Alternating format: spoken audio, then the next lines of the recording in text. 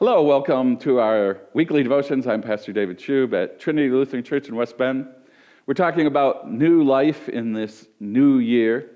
Last week we talked about being a light in the world, and that light coming from Christ, the only way that we can be filled with light to those around us. But it also, the story we shared, showed the power of noticing the needs around us.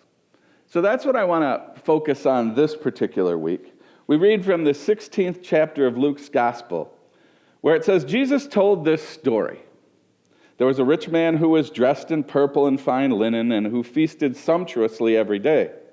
And at his gate lay a poor man named Lazarus, covered with sores, who longed to satisfy his hunger with what fell from the rich man's table. Even the dogs would come and lick his sores. The poor man died and was carried away by the angels to be with Abraham. The rich man also died and was buried. In Hades, where he was being tormented, he looked up and saw Abraham far away with Lazarus by his side.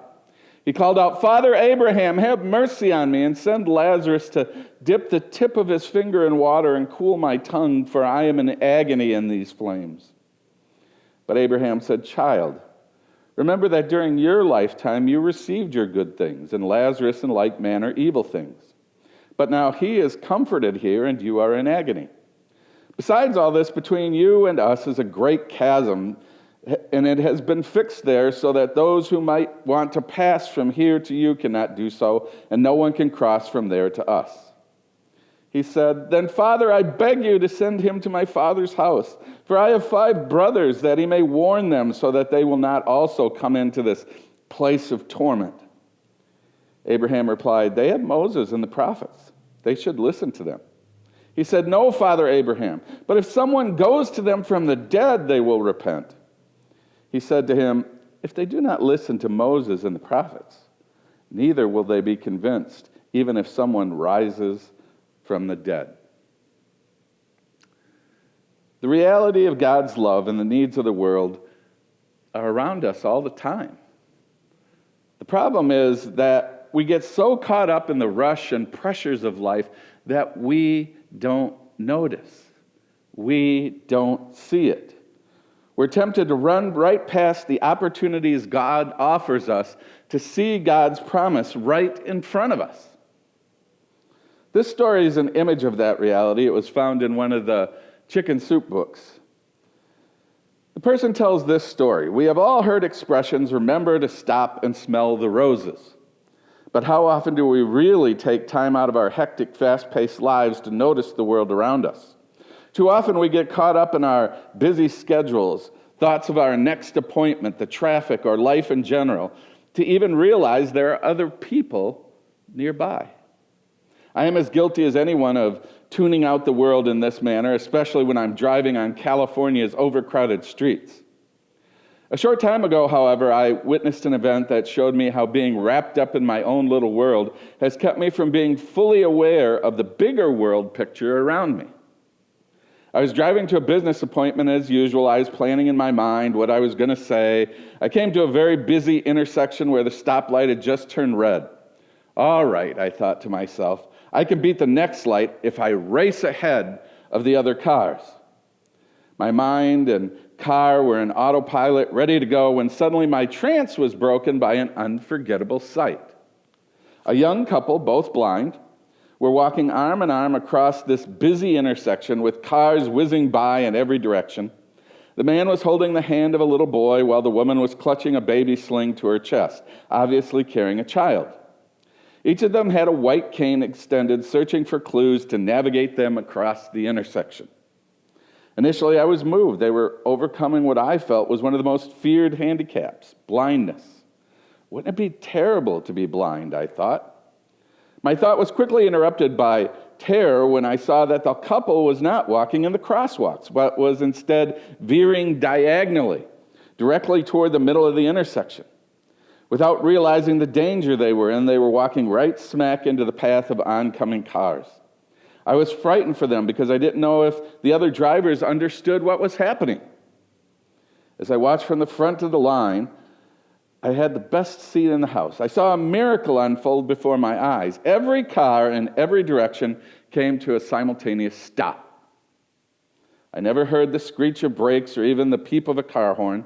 Nobody even yelled, "Get out of the way!" Everything froze. In that moment of time, it all seemed to stand still for this family. Amazed, I looked at the cars around me to verify that we were all seeing the same thing. I noticed that everyone's attention was fixed on the couple. Suddenly, the driver to my right reacted. Craning his head out of the car, he yelled, "To your right! To your right!" Other people followed in unison, shouting, "To your right!" Never skipping a beat, the couple adjusted their course as they followed the coaching. Trusting their white canes and the calls from some concerned citizens, they made it to the other side of the road. As they arrived at the curb, one thing struck me. They were still arm in arm. I was taken aback by the emotionless expression on their faces and judged that they had no idea what was really going on around them. Yet I immediately sensed the sighs of relief exhaled by everyone stopped at that intersection. As I glanced into the cars around me, the driver on my right was mouthing the words, "Whew, did you see that?" The driver to my left of me was saying, "I can't believe it." I think all of us were deeply moved by what we had just witnessed. Here were human beings stepping outside themselves for a moment to help four people in need. I've reflected back on this situation many times since it happened, and I've learned several powerful lessons from it. The first is slow down and smell the roses, something I had rarely done up until then. Take time to look around and really see what's going on in front of you right now. Do this and you will realize that this moment is all there is. More importantly, this moment is all that you have to make a difference in life. The second lesson I learned is that the goals we set for ourselves can be attained through faith in ourselves and trust in others, despite seemingly insurmountable obstacles. And I would add faith in God, who is always with us. The blind couple's goal was simply to get to the other side of the road intact. Their obstacle was 8 lines of cars aimed straight at them. Yet without panic or doubt, they walked forward until they reached their goal. We too can move forward in attaining our goals, putting blinders on to the obstacles that would stand in our way. We just need to trust our intuition and accept the guidance of others who may have greater insight.